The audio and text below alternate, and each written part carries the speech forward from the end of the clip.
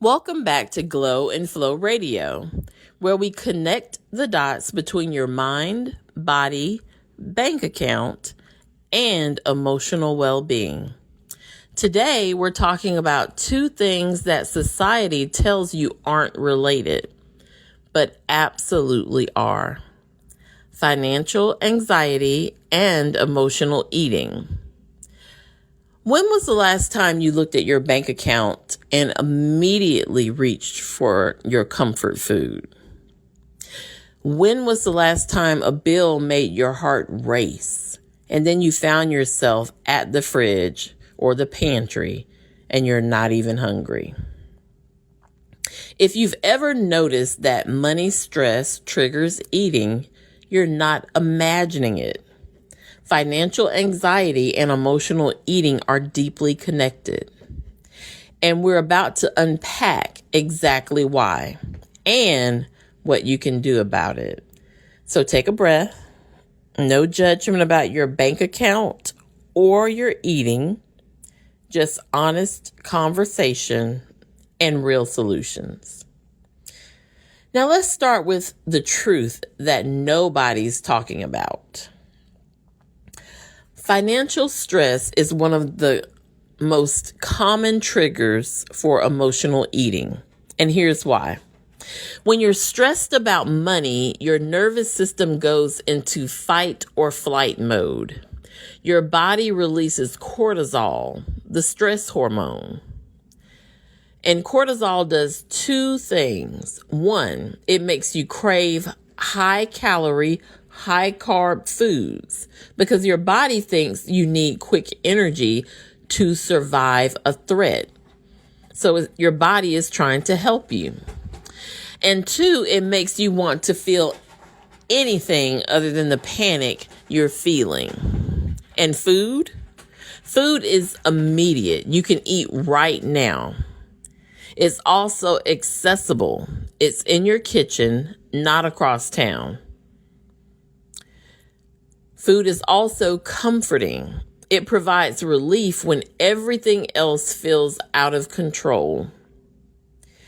And food is also distracting.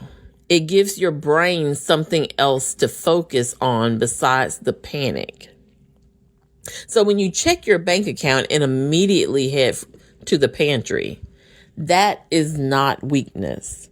That is your nervous system trying to regulate itself. Now, let's talk about the pattern that so many of us know by heart. And once I go through this pattern, you'll understand what I mean by this. So step one, you check your bank account. Maybe it's a notification. Maybe you're paying a bill. Maybe you're just anxiously checking for the third time today. And then step two, panic sets in. Your heart's racing, chest tight, thoughts spinning. How am I going to make this work? I can't afford this. I'm going to be evicted.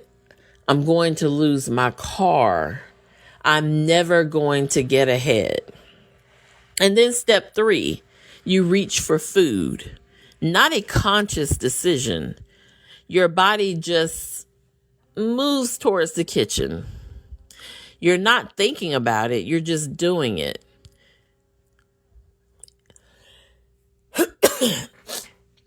In step four, you quickly eat and you do so mindlessly.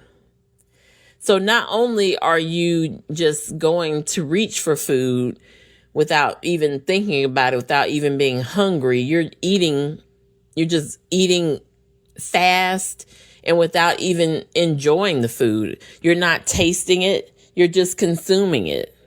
And many times it's chips, cookies, candy, whatever is easy to grab. And generally it's carbs. A lot of us eat carbs because on the surface, we enjoy the taste of the carbs. It could be a texture thing. It's just your comfort food. Generally turns out to be carbohydrates. And on a deeper level, it's because your body is trying to give you that quick energy boost.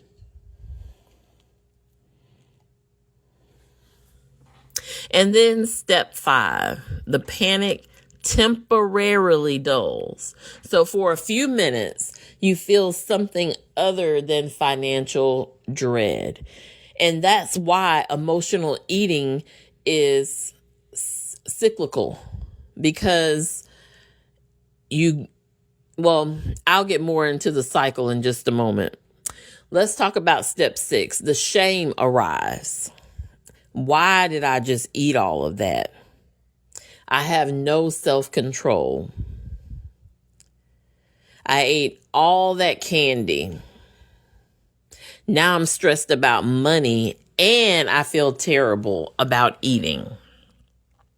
And then step 7, the shame creates more anxiety and the cycle starts again. So again, emotional eating is a cycle. You eat to feel better, and you do temporarily. And then you feel shame or guilt for eating when you weren't even hungry, or maybe it's for what you ate, or a combination of the two. And that shame creates more anxiety, which makes you want to eat again for comfort, and the cycle begins. Does that sound familiar to anyone? You're not alone. You need to know that you are not alone. This is one of the most common patterns I see, and one of the least talked about, which is why we're talking about it. So let's move on to talk about what financial stress actually does to your body. When you're worried about money, your nervous system activates. And you'll hear me talk a lot about the nervous system as I speak on these episodes, because the nervous system is the integral piece of the emotional eating cycle. Now, when your nervous system activates, your heart rate increases, breathing becomes shallow, muscles tend to tense up, digestion slows down, and your cortisol levels go up because it floods your system. And cortisol has its place. It gets us up and going in the morning. And it regulates metabolism, our immune response, and our blood pressure. However, if it's too high, which many of us deal with high cortisol levels, it can cause weight gain, mood changes, which does not help our anxiety or depression, right? So we want to keep those cortisol levels down, keep them regulated. It can lead to insomnia. It can also change your appearance. And that's done by changes in your skin. And I've noticed that it's even caused puffiness when my cortisol levels are high. It can cause menstrual irregularities. And it can also lead to muscle weakness and bone loss. So you can see why it's important to keep those cortisol levels low and regulated. Now we will talk about the brain and what happens to your brain when you're under financial stress. Your brain actually goes into survival mode. It scans for threats constantly, meaning you're constantly worried about what's going to happen. It's hard to focus when you're worried about your car getting repossessed, and you're constantly worried about that. Are they going to pick up my car today? Am I going to come home to that eviction notice posted on my door? Am I going to have enough gas to get to work? Am I going to be able to pay the sitter or the daycare? So your brain is constantly scanning for those threats, and it struggles to think clearly or make decisions. Because when you're highly stressed out, especially with financial stress, it's very, very difficult to make good decisions when you're highly stressed out and your brain is in survival mode. That's why stress reduction is important. That's just one of the reasons why stress reduction is important. And being able to manage stress properly. Your brain also seeks immediate relief by any means necessary, including through food. And it looks for anything that will make you feel safe right now. Because your body interprets financial stress as a physical threat. Your ancestors faced physical dangers, right? Predators, starvation, exposure. And your body hasn't evolved much to tell the difference between a tiger chasing me and I can't pay my rent. To your nervous system, financial insecurity is physical insecurity. So when you're stressed about money, your body responds as if your survival is being threatened. And what does your body want when survival feels threatened? Energy, comfort, and safety. And where does it look? And you guessed it, food. Excuse me. Now let's examine the cost of financial anxiety a little deeper, both literally and figuratively. And here's the cruel irony of financial anxiety and emotional eating. When you're stressed about money, you're more likely to eat emotionally. Excuse me for coughing. I think I'm coming down with a little something. Hopefully not. But again, when you're stressed about money, you're more likely to eat emotionally. And emotional eating often means ordering takeout instead of cooking because you're too stressed to cook. You're feeling overwhelmed. It also means buying comfort foods impulsively at the store.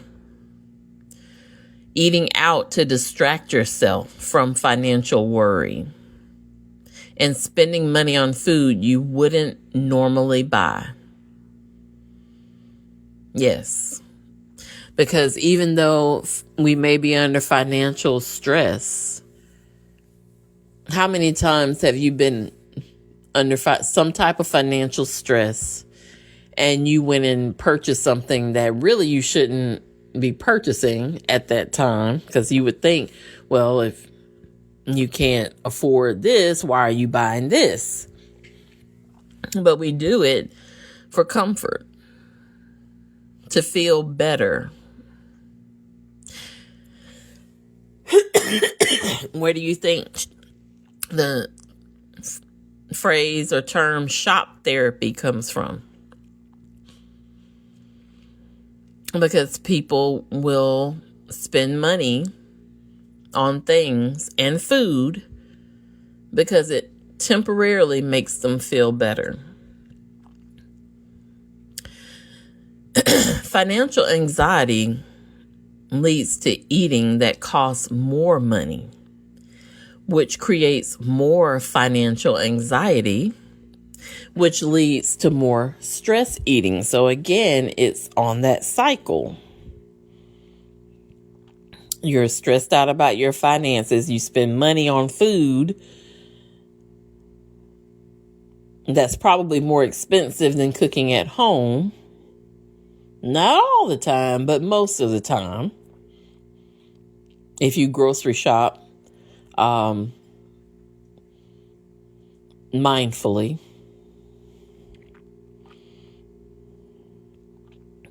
And then you have more financial anxiety because it's like, well, I shouldn't have gone out and spent the money on that meal or those snacks or that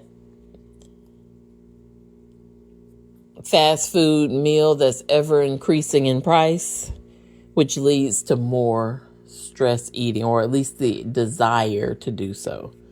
It's a cycle that costs you emotionally and financially. And then diet culture comes in and says, just stop stress eating. Just meal prep. Just have more willpower.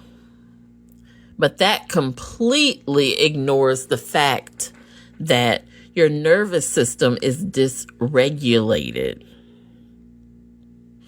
Your body is trying to survive. And food is one of the few things that still feels within your control. And you think about that either consciously or even subconsciously. You can't willpower your way out of a nervous system response. It doesn't work. What you need is to address the financial anxiety and give yourself compassionate tools for managing your emotional eating.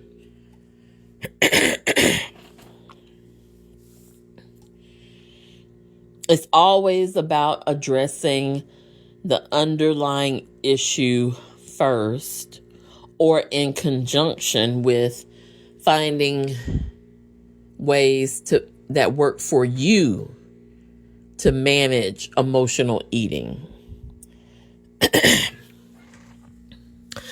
One of the biggest challenges is that you have to look at your finances sometimes. We have to. And it's important to do so. You have to pay bills. You have to check balances. You have to make financial decisions. It's part of life. But if every time you look at money, your nervous system panics and you end up eating, that's a problem. So how do you look at your finances without triggering emotional eating? Well, we're going to get into some strategies because I told you that I was going to provide some solutions. Strategy 1 is to regulate your nervous system first. Before you open your banking app, and I'm bad about checking. I guess it's bad and good. I will get up, not right when I get up. I used to, right when I woke up, I would get my phone, check my banking app. But now I have changed my morning routine to include calming moments in the morning where I practice gratitude and do other things, take in the sun, take in the day before I even grab my phone and get into those things. And I have an episode regarding morning rituals that's worth checking out because it does make a huge difference. So again, before you open your banking app, before you look at that bill, take 5 deep breaths, longer exhale than inhale. So you'll inhale for 4, exhale for 6, for instance. And you'll continue doing that 5 times. Also, put your hand on your heart and say out loud, I am safe right now. This is just information. So again, to regulate your nervous system before you begin looking at your banking app, your bills, that notification or what have you, take your 5 deep breaths, put your hand over your heart and say, I'm safe right now. This is just information. Your body needs to feel safe before it can process financial information calmly. So you want to regulate your stress. You want to minimize it before you even open the app. You want to be ready. Again, when you're stressed, you can't make sound financial decisions. So you need to find ways to minimize your stress. And breathing exercises are wonderful for that. Affirmations are wonderful. So try this strategy before you look at any bills or open your banking app or do anything regarding your finances. Strategy 2 is to set a time limit. Tell yourself, I'm going to look at my finances for 10 minutes, then I'm done for the day. We're not going to mull over it for hours and woe is me and I don't know how I'm going to do this.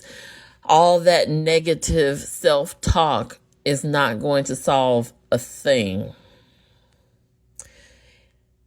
So setting a time limit prevents you from spiraling, checking, rechecking anxiously all day long, and having that negative self-talk all day long. No, you set your time limit, you review it, and once you're done, you leave it for the day. Strategy 3, have a grounding plan for after. So before you look, decide what you'll do after to regulate. Go for a walk, maybe call a friend, do 5 minutes of stretching. Stretching is wonderful. Journaling or listening to calming music or whatever music that calms you. You don't have to listen to classical music for it to be calming. You find the music that speaks to you and that calms your soul. So this gives your nervous system a way to discharge the stress that doesn't involve food. So it's like, again, navigating, breaking that emotional eating cycle because you're finding other ways to deal with that financial anxiety, that financial stress. And then strategy 4. Separate information from action. One session is for looking at your finances. A different session is for taking action on them. And don't try to do both at once. It's too overwhelming. It's okay to take in the information. And then once you've had time to relax and breathe and regulate your stress, so that you can make sound decisions. You can come back and take action. So again, you'll want to regulate your nervous system, doing your deep breathing, 5 deep breaths, hand over your heart, and repeating your affirmation, I am safe right now. This is just information.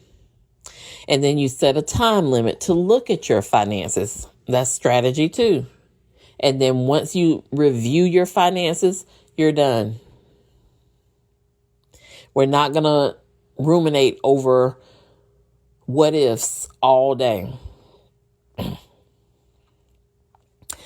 And then you're going to have a grounding plan for after. So if you were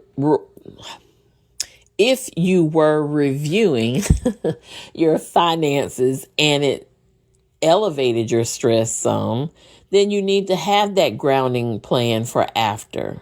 That walk, listening to music, journaling, whatever it is that would help you regulate and de-stress.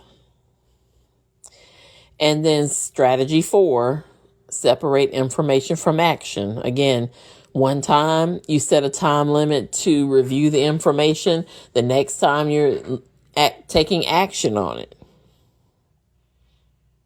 You don't want to make it too overwhelming, and you don't want to cause undue stress so that you can make sound decisions.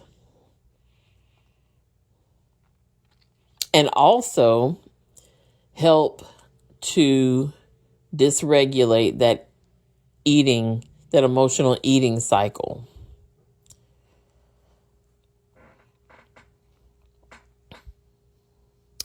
Now, let's talk about creating financial systems that reduce daily anxiety. A huge part of breaking the financial anxiety emotional eating cycle is reducing the frequency of financial stress. You can't eliminate financial stress entirely. None of us can. At some point in time in life, you're going to experience some type of financial stress. Even wealthy individuals experience financial stress at some point. I mean, even the wealthiest person in the world right now has experienced financial stress when it came to his company and the losses that he experienced. So it's going to happen. No one escapes it completely. However, you can create systems that reduce how often your nervous system gets triggered. So, system 1, automate what you can. Set up automatic payments for bills whenever possible. Perhaps you need a separate account set up for your bills so that, you put the money in the account. The account is set on auto pay for whatever bills, what's coming out of that account, and you know what you need to put into it, and you set it and move on. This removes the daily mental load of, did I pay that? When was that due? Or unnecessary late fees that cause more stress. Remember, less daily anxiety equals less daily stress eating. Now, system 2 is create a no-look buffer. That's what system 2 is called.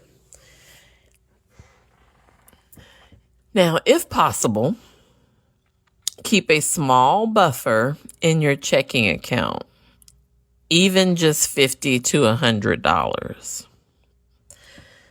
Let's call it 50 to start. The goal isn't to never spend it. That's not what the goal is. But you keep your buffer in there so that when you glance at your balance, you're not constantly at zero. So it's still your money. It's still available. It's still there for you to spend, but you have your buffer in there so that you don't constantly have to go in your account and look at zeros. That visual buffer reduces panic, because who wouldn't panic if they go in their account and it's at zero or very low, or worse yet, in the negative? So creating that buffer for yourself, and again, this for you, is a great way to help remove some financial stress. Now, system 3 is to schedule financial check-ins. So instead of anxiously checking your accounts multiple times a day, pick 1 or 2 times per week to review your finances. So let's say, for instance, Sundays and Wednesdays, Tuesdays and Thursdays, whatever it is, you pick like 2 times a week or even 1.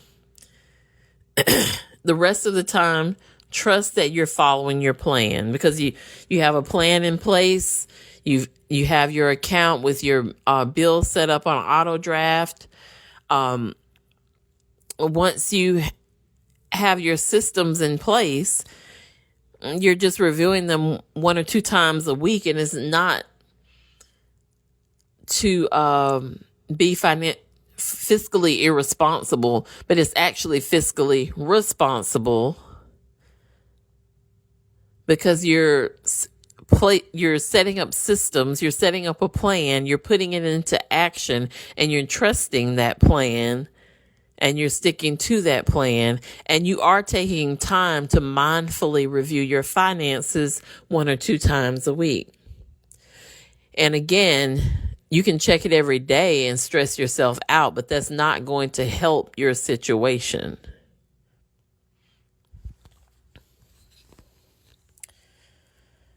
System 4, use cash for certain categories. Now, I know that we're moving away from cash. I know. And, pennies are almost out of here. And, as time has gone on, we have moved more and more to digital currency. Because when I say digital currency, I'm not talking about Bitcoin. I'm talking about your debit card, your credit cards. That's digital. It's all digital. Unless you have money in your hand, in your wallet, you're using digital currency.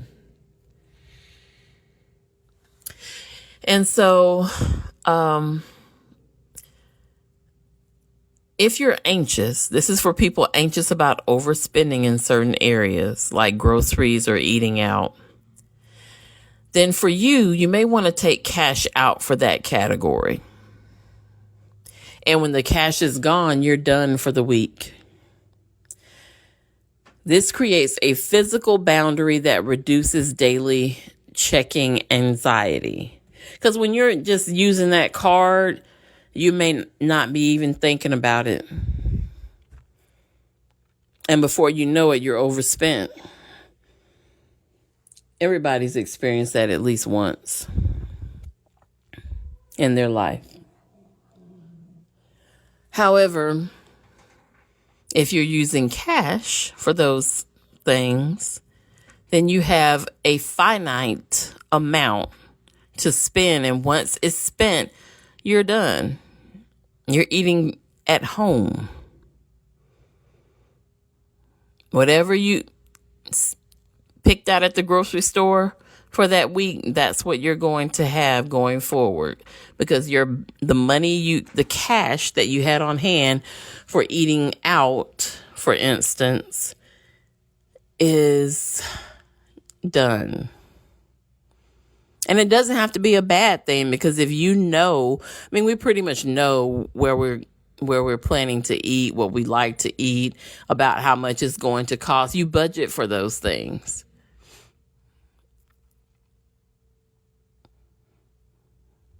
As you are able, you budget for those things. But the less you eat out, the better. Not only for your health, but for your wallet.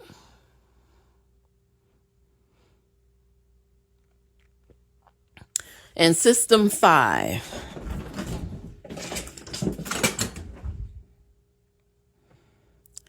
Celebrate small wins.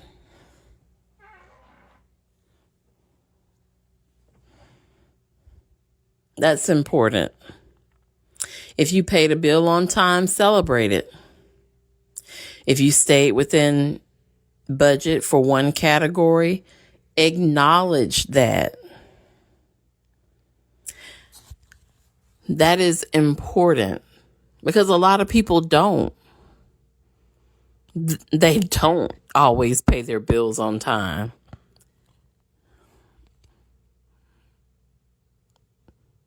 People go outside of their budget. So if you've paid your bill on time, bills or one bill on time, you need to celebrate that accomplishment. At least acknowledge it. Take a moment to acknowledge that you stayed within budget. Checking anxiety thrives on only noticing what's wrong. We need to focus on what's right. And focus and have, let me put it this way, divert our attention from what's wrong. Now, I'm not saying that you go in with blinders on and you don't pay attention to any. No, if there's an issue, of course, it needs to be addressed. However, we don't need to constantly have this negative glass half empty view. Some things go right, and we need to acknowledge that. Again, combat financial anxiety intentionally by noticing what's going right. Now, we're going to get super practical. What do you do in the moment when financial anxiety is triggering the urge to eat? I'm going to give you some tools for this as well. Tool 1, the financial anxiety pause. This is a 5-minute exercise. When you've just looked at your finances and you feel the urge to eat, set a timer for 5 minutes. You can do it on your watch, your smartwatch, your phone.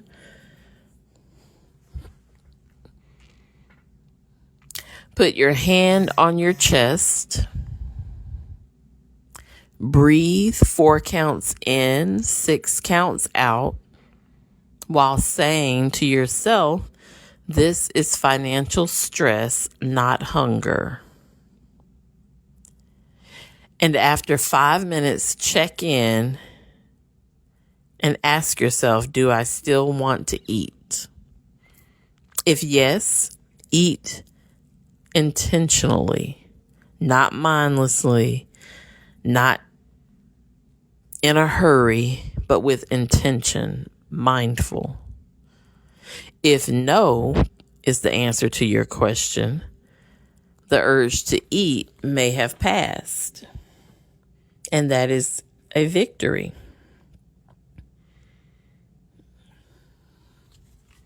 I'm not saying that when I say a victory, I'm not saying that you're doing anything wrong if the answer is yes and you eat.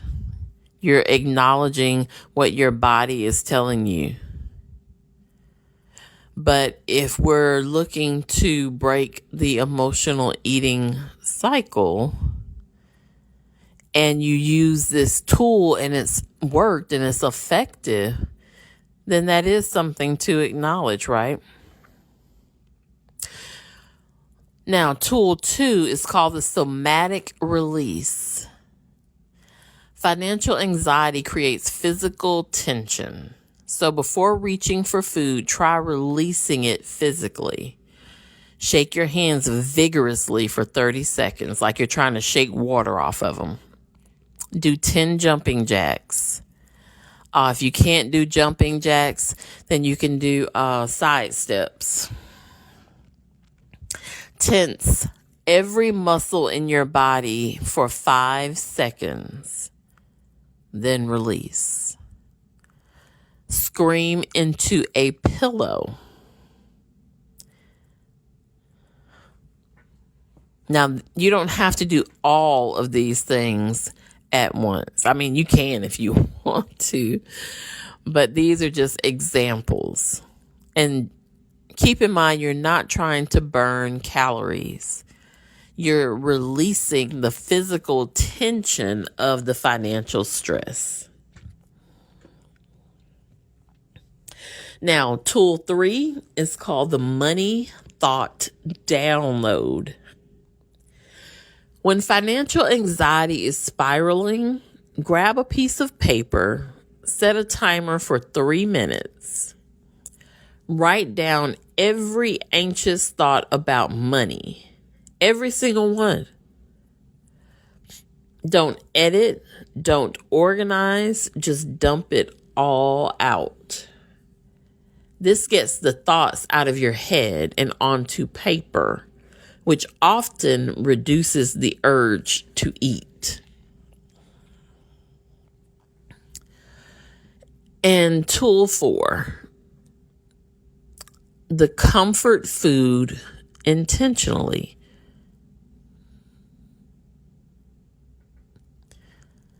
If you've ever done the pause and you still want to eat, choose something intentionally. Sit down, eat slowly, take your time, enjoy the food. It's okay if we're going back to the first tool, when you paused at the end and you ask, do I still want to eat? And it's okay if that's what you want to do after the activity. However, if you choose to do that, then you need to do so with intention. You need to do so mindfully. You need to eat slowly, taste your food, enjoy it. And say to yourself, I'm choosing to comfort myself with food right now, and that's okay. But you're acknowledging it. And this acknowledgement matters. It transforms stress eating into intentional emotional eating, which removes the shame. And remember, shame is part of that cycle. You have the shame, you have the guilt, which prompts you to want to repeat the cycle and eat more. But we're removing the shame with this tool. We're removing the guilt. And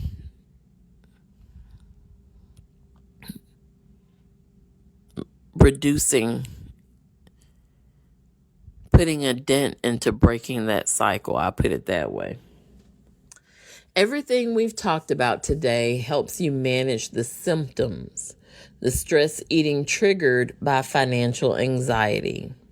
But we also need to talk about the root cause, financial stress itself. And if you want to go deeper on this topic, I recommend the Financial Flow Workbook.